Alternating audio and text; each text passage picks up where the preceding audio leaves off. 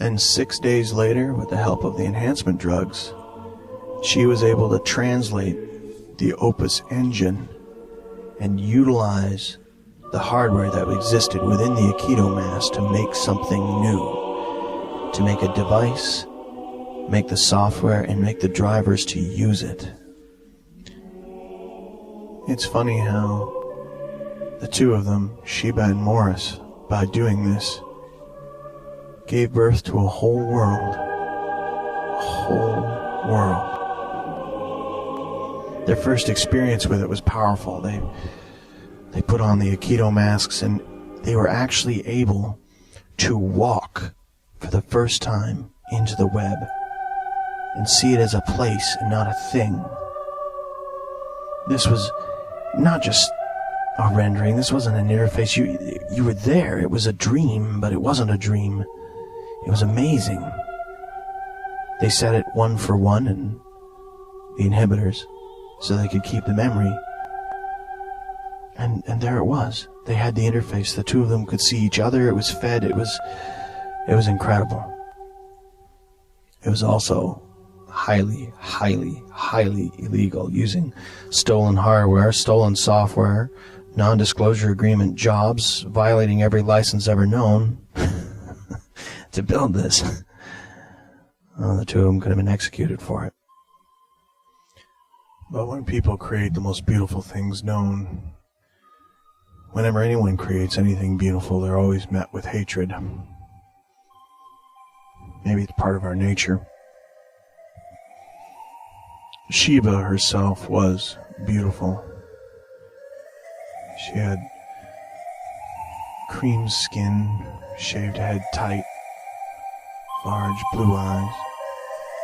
I'm going by her avatar. I've never seen the original Sheba, but an avatar is when you're in eyes, when you're utilizing the eyes, when you can see.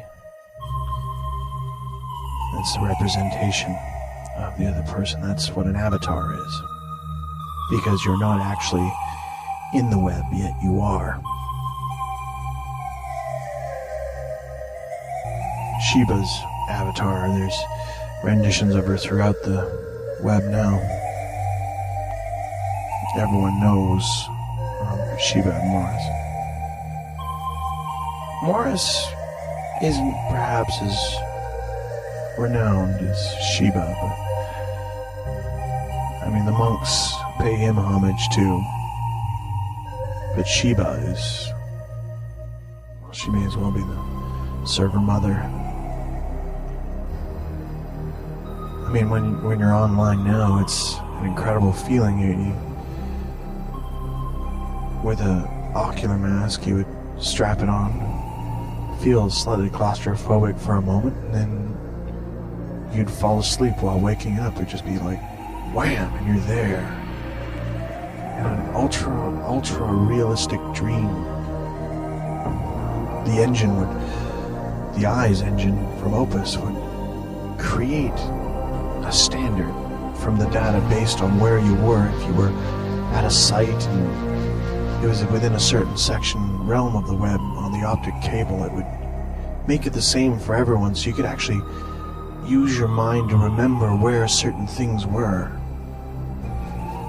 To drift using flight. There were so many options on how to set things up. It's too much to go over right now. I mean, it's like trying to explain television to people who don't know how to read.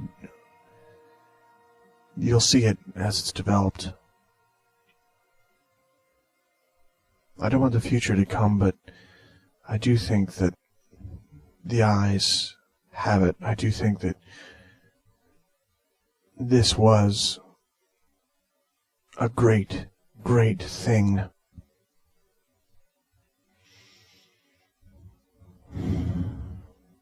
To develop it further, Sheba and Morris, they released it. Just to their few close friends. I mean, this was all highly illegal. It still is to this day. It's just that they can't stop it. It was just a ghost circulating dark whispered rooms and deep cryptoborbs. They talked about it. And very quickly it turned into the rumor of some open source interface that was better than any drug on the street. It was. And it was free. All you had to do was get a copy and upload it. It was simple for Morris to go and acquire more of the Aikido masks. He sold them. Did he make money on it? Yeah, he made a few dollars, I suppose, but I mean, he wasn't selling them for what that kind of technology should be sold for. Well, it could be argued that it should be given away for free, but I guess he could have made more money, but he didn't. He just made enough to keep things going with Shiba not working. Haptech would never have known. That warehouse was so full of gear. I mean, who cares? It was just a few keystrokes away from never having even been existed. It was only 100,000 units. It was a matter of time. 10,000 units were out. 15,000 units were out. The community was just there. Growing every day. As the community grew, so did the technology. People brought so much information to the table. They saw this for the beauty that it was, the escape, the opening, the great opening to another realm. And they wanted to build on it. They wanted to be a part of it. So gradually the interfaces became more and more serious, more subtle ways and more direct ways.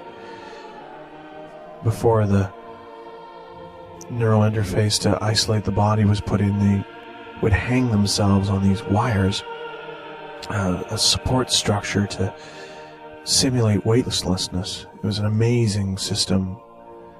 Monks don't need to utilize the hanging anymore. I mean, they just sensory deprivation is a built-in part of the version of eyes now. But before that happened, it was an amazing thing to see. You know, hung up on these cords to simulate weightlessness. It was amazing. It was beautiful in a spider way, I suppose. Of course, they didn't have the room, so they set up the first temple. The very, very first temple.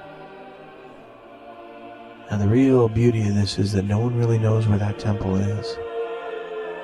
A few people have been to it on the web, but the location is unknown, even to me. As a librarian, I'm usually pretty privy to a lot of information, but I don't know where this temple is. The first one was built. The first temple of server, the very first one that was built was this underground water reservoir, I think. I've heard it was a water reservoir, I heard it was a waste reservoir, I've heard it was everything from an abandoned mine shaft to a nuclear missile silo. We don't really know, but somebody knew a place where they could build it. So they did. They made a place where people could go and hook in, hook on. It was amazing that they could do this. It was just beautiful. After it was built, Shiba and Morris, well, Shiba was already doing eyes full time, and Morris was not far behind her. It turned into more than just a user interface. This was a movement now. It was growing larger every day. The temple was kept secret. Very few people knew about it. Most of the time it was left empty, except for those chosen few whose names are still not known. This is the deepest knowledge with the server monks. This is some dark background. Nobody knows it. But we do know that Morris and Shiba were the first ones. So Morris was able to leave his job and dedicate most of his life to server, to eyes, to being online, and through spreading the knowledge of eyes, helping people see what was happening.